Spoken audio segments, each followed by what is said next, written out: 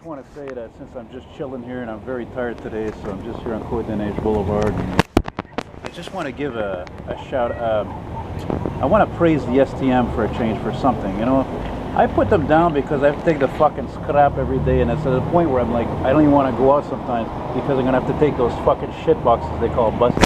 Like on this fucking line here with those stupid Arctics.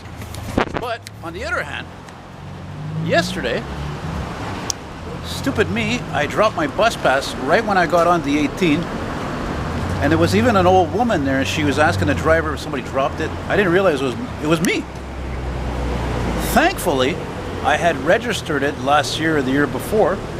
You know what I mean? I was in the system, you know. So I went to whatever. I walked to Saint Michel or something, Saint Michel Metro, and yes, indeed, the guy need the ticket taker has to see my identification, and there you go.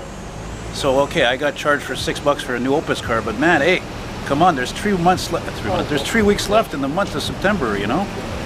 So as much as things are not going fantastic these days, but that was really sobering.